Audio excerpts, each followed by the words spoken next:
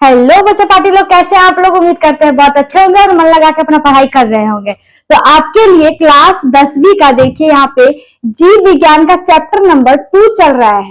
और chapter number 2 में भी ट्विस्ट का बात ये है कि चैप्टर नंबर 2 में ये पार्ट हम लोग का 2 है, यानी कि पार्ट 1 में हम लोग ने श्वसन से रिलेटेड बहुत सारे टॉपिक्स जो इंपॉर्टेंट है, जो हमारे एग्जाम में आने की संभावनाएं हैं, वो हमने कवर कर लिया है। ठीक है, तो आज हम लोग पढ़ेंगे पौधे में श्वसन। अगर आपने पार्ट 1 नहीं देखा तो डिस्क्रिप्शन में लिंक दिया हुआ है, जल्दी से जाके पहले उसको देखिए ताकि आप उसके बेसिक नॉलेज को समझ ले, तब यहाँ पे आप आइएगा। ठीक है, तो चलो इसको शुरू करते हैं। यहाँ पे लिखा है पौधों में श्वसन, यानी कि जो पेड़ पौधे होते हैं, ठीक है, उसमें श्वसन क्रिया कैसे होता है। मैंने चैप्टर 1 में बताया था कि पेड़ पौधे होते हैं वो कैसे होते हैं, सजीव होते हैं। उनमें भी क्या होता है, भोजन का क्रिया होता है, श्वसन का क्रिया होता है, उत्सर्जन का क्रिया होता है, प्रजनन का क्रिया होता है। तो उसी में से एक क्रिया होता है क्या, श्वसन का क्रिया, यानी कि वो किस प्रकार से कार्बन डाइऑक्साइड लेते हैं और ऑक्सीजन को छोड़ते हैं, उसके बारे में समझेंगे। ठीक है, तो देखो यहाँ पे लिखा है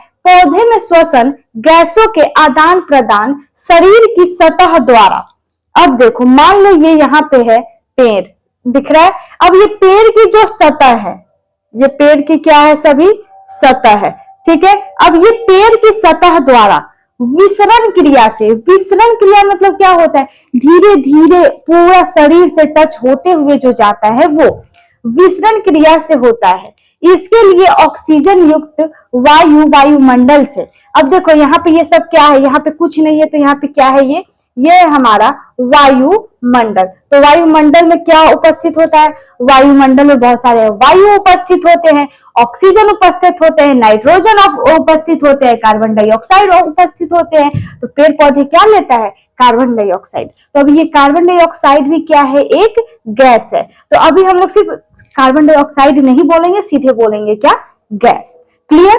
तो वही यहाँ पे इसके लिए ऑक्सीजन युक्त वायु वायुमंडल से पत्तियों के रंध्र। अब देखो, बोलोगे दीदी रंध्र क्या होता है, और मैंने बहुत अच्छा से समझाया था कि जैसे देखो बाबू, यहाँ पे है ये एक पत्ती है, ठीक है, तो इस पत्ती में छोटे छोटे छिद्र पाए जाते हैं जो हमें नहीं दिखाई देती है।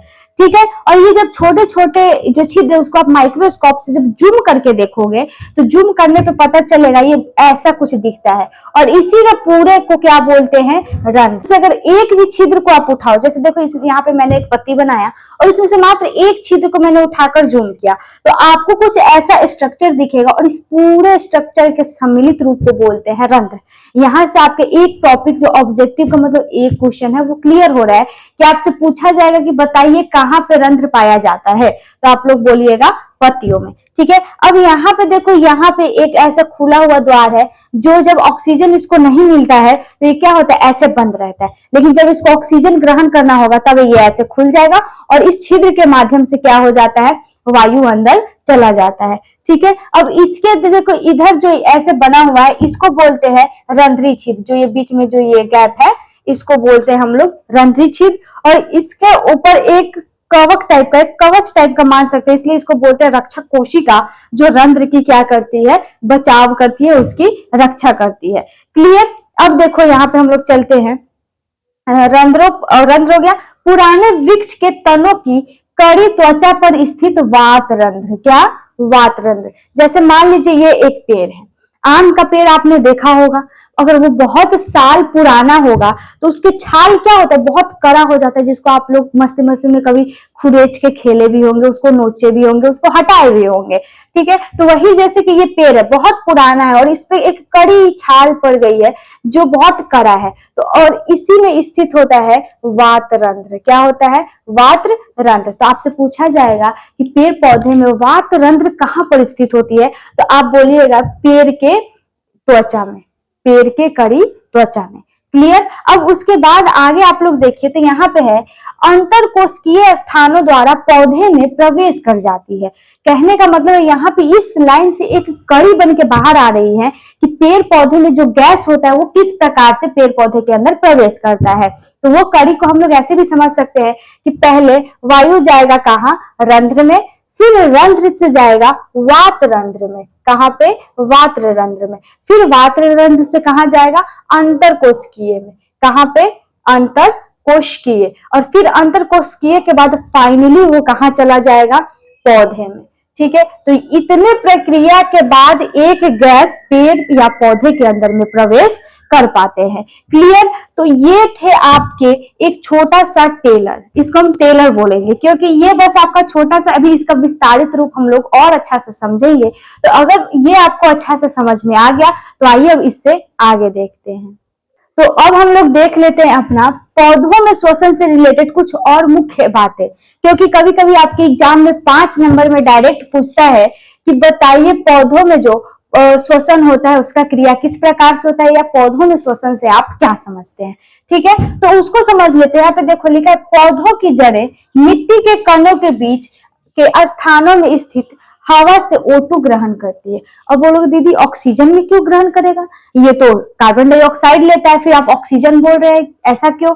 क्योंकि ये जो है आप लोग को पता होगा कि दिन में कार्बन डाइऑक्साइड लेता है, लेकिन रात में क्या करता है, वो भी ऑक्सीजन ही लेता है और कार्बन डाइऑक्साइड छोड़ता है। तो देखो यहाँ पे वही लिखा है, जो ये पेड़ है इसका जो जड़ है उसके कणों में जो स्थित हवा रहती है, और हवा में क्या होता है, ऑक्सीजन, वहां से ये क्या करती है, ऑक्सीजन ग्रहण करती है। आपसे पूछा जाएगा कि पेड़ पौधे ऑक्सीजन कहाँ से ग्रहण करते हैं, तो ऑप्शन में अगर वायुमंडल होगा तो वायुमंडल लगाएंगे, नहीं तो हम लोग, अगर वायुमंडल नहीं रहेगा तो हम लोग लगाएंगे क्या, कि जड़े की मिट्टी के कणों के बीच से। ठीक है, उसके बाद देखो यहाँ जड़ों से निकलने वाली मूल रोम, जैसे देखो ये है हमारा जड़।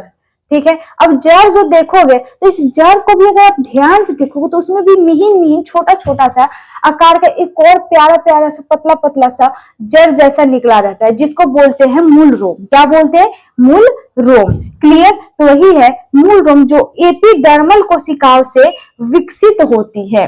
एपिडर्मल कोशिका, ये बहुत ज्यादा इंपॉर्टेंट है।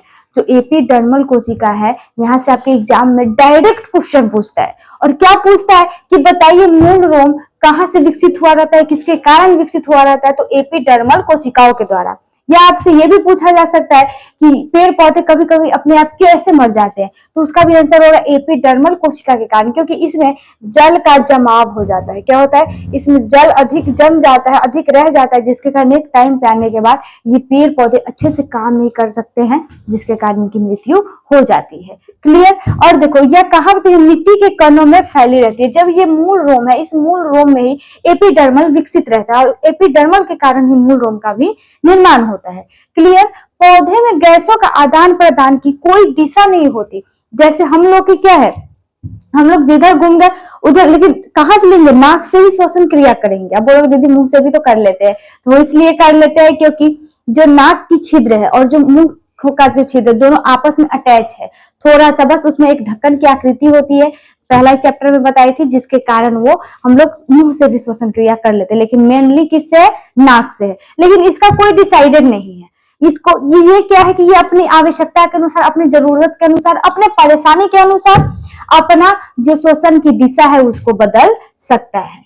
क्लियर? वही है यहाँ पे लिखा कि पौधे में गैसों का आदान प्रदान की कोई दिशा नहीं होती। आपसे पूछा जाएगा ऑब्जेक्टिव में कि क्या पौधे का जो श्वसन क्रिया होती है उसकी क्या दिशा है, तो ऑप्शन में एक होगा इनमें से कोई नहीं, तो आपको इनमें से कोई नहीं ही टिक करके आना है। क्यों? क्योंकि ये अपनी आवश्यकता और पर्यावरण की अवस्था के अनुसार उस पर ही निर्भर होता है। जिस हिसाब का उसके अगल बगल का स्ट्रक्चर होगा, वायुमंडल होगा, उसी हिसाब का वो श्वसन क्रिया भी करेगा। एंड आज का लास्ट ये प्यारा सा टॉपिक देख लेते हैं कि पौधे के प्रत्येक भाग, अब प्रत्येक भाग का मतलब क्या है, जैसे ये पौधा है तो इसमें क्या होगा, पत्ती भी होगा, ठीक है, इसमें क्या होगा, तना भी होगा, इसमें क्या होगा, इसमें जड़ भी होगा। तो ये तीनों है, तो ऐसा नहीं है जैसे हम लोग का पूरा श्वसन का क्रिया करना है, फिर भी काम किसका आएगा, नाक का आएगा, फेफड़ा का आएगा। लेकिन अगर इसको श्वसन क्रिया करना है तो ये पति बोलता है भाई हम अपना श्वसन क्रिया अपने करेंगे, तो तना बोलता है क्या, तो हम क्यों दूसरे का हेल्प ले, तना भी बोलता है ठीक है हम अपना श्वसन क्रिया करेंगे। तो फिर बेचारा ये जड़ बोलता है कि जब तुम दोनों अपना अपना क्रिया कर रहे हो श्वसन का, तो हम क्यों तुम लोग के साथ करें, हम भी अपना अलग करेंगे। वही प्यारा सा बात यहाँ लिखा है कि पौधे के प्रत्येक भाग, जड़, तना, पतिया में अलग अलग श्वसन होती है, यानी वो लोग अपना अपना श्वसन करते हैं, एक ही बॉडी का, लेकिन श्वसन क्या करेंगे, अपने पार्ट बाय पार्ट करेंगे। तो ये था आपके पौधे में श्वसन से रिलेटेड कुछ मुख्य बातें इससे रिलेटेड और भी हम लोग पढ़ेंगे, लेकिन आज का वीडियो यहीं तक रखेंगे। अगर वीडियो अच्छा लगे तो वीडियो को लाइक करके चैनल को सब्सक्राइब जरूर कीजिएगा। मिलते हैं नेक्स्ट वीडियो में, तब तक के लिए take care, bye bye and धन्यवाद।